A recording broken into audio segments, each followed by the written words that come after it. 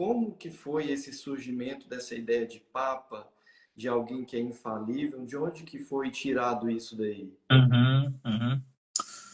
Olha só, até o quarto século, os principais bispos, né? Bispo de Constantinopla, Alexandria, Antioquia, Jerusalém, eles eram chamados de papas. A partir daí, e especialmente a partir de Gregório VII, em 1073, é que o título de papa ficou exclusivo ao bispo de Roma. Tá?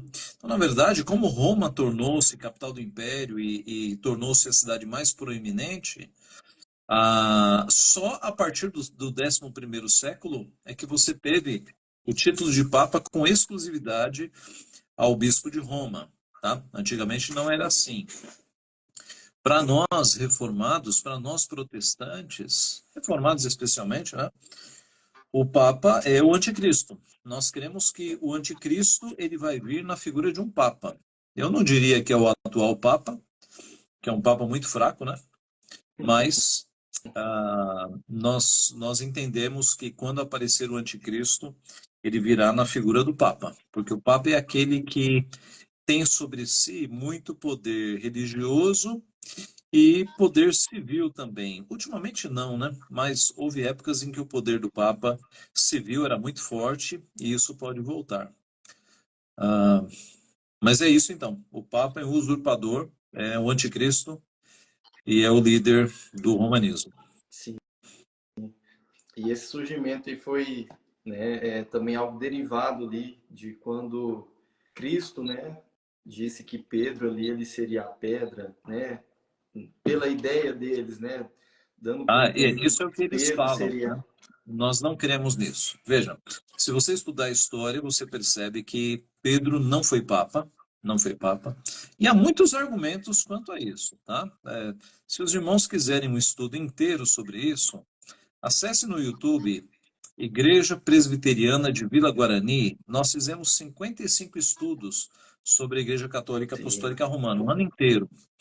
E um dos estudos foi a alegação de que Pedro teria sido papa. Não foi, de jeito nenhum. Tá? Uma das questões é a seguinte: quando Paulo escreve as suas cartas, se Pedro fosse o líder mundial, ele seria saudado em cada uma das cartas. Tá? Não tenha dúvida.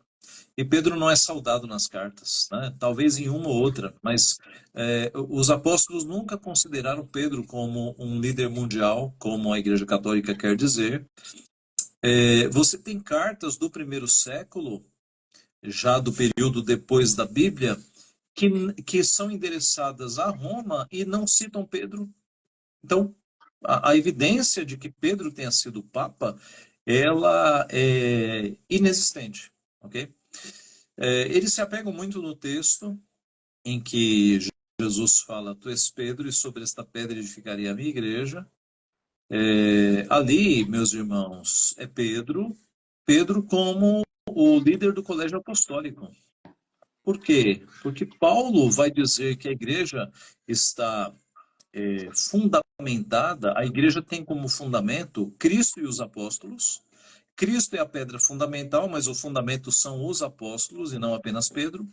E o próprio Pedro, escrevendo as suas epístolas, ele nunca se chama de líder da igreja. E o próprio Pedro diz que a pedra é Cristo. Pedro não diz, olha, assim como Cristo me colocou pedra, não. Ele diz que Cristo é a pedra. Então, eles fazem um malabarismo aí grande para colocar Pedro como papa, mas a história e as escrituras negam isso. sim, muito bom. Então essa ideia aí de Papa, isso aí tá tudo errado, reverendo. Tudo sem base bíblica. Cristo nunca disse que a igreja teria um líder só. Cristo nunca disse que um homem seria o seu substituto. Cristo disse: eu vou, mas não deixarei vocês órfãos. Enviarei quem? O Espírito Santo.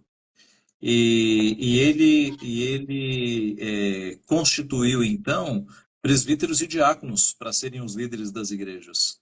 Você não tem na Bíblia nenhuma margem para dizer que a igreja um dia teria um líder mundial. Isso não tem base bíblica alguma.